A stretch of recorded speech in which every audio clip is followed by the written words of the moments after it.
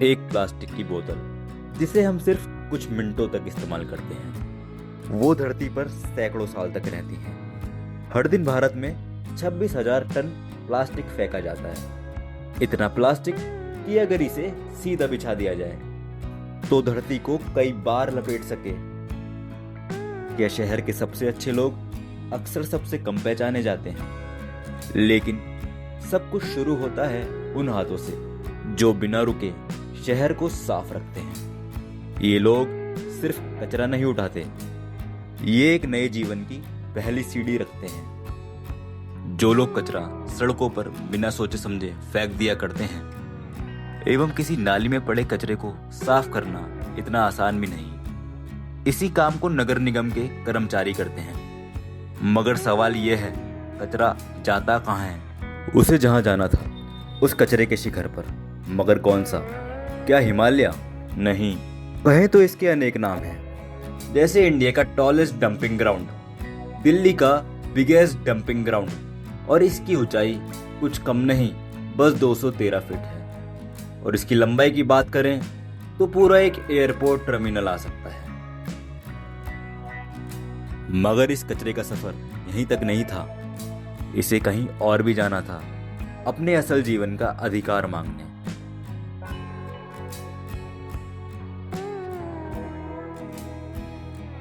ये कंपनी हमारे वातावरण की रक्षा और हमारी रक्षा के लिए काम करती है। प्लास्टिक को छोटी छोटी मात्रा में काटा जाता है और उसको इकट्ठा करके गर्म करने के लिए भेजा जाता है।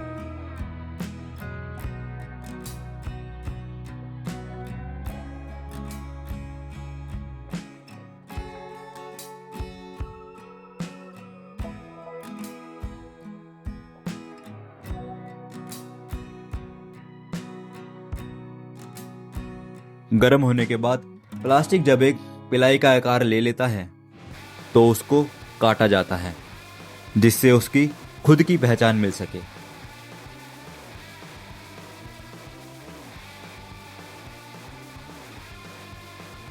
हमारे जो भी प्लास्टिक आता है, हम पहले से सिल्वर आता है तो सिल्वर के हिसाब से कटिंग करवाते हैं, और एमएलपी आता है तो एमएलपी में आता है स्क्रैप, उसे धुलाई करवाते हैं, फिर उसके ग्राइंडिंग करते हैं।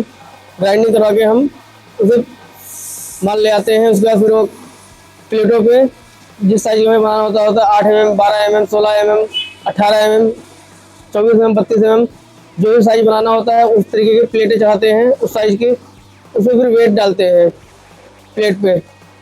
उसके बाद हम जो भी वेट हमारा होता है वो वेट डालते हैं। उसके बाद हम उसको हॉट प्रेस में डालते हैं, उसमें करीब 1 घंटे से ऊपर पकाते हैं। उसके बाद फिर हम उसे कोल्ड प्रेस में डालते हैं ठंडा होने के लिए।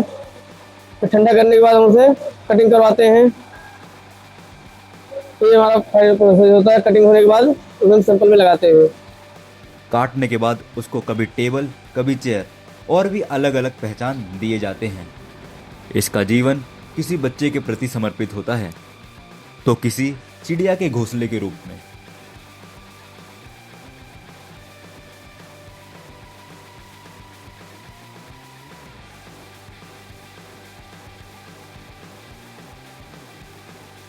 हम लोग प्लास्टिक वेस्ट पे काम करते हैं। बेसिकली हमारा जो काम है एमएलपी वेस्ट को रिसाइकिल करना है।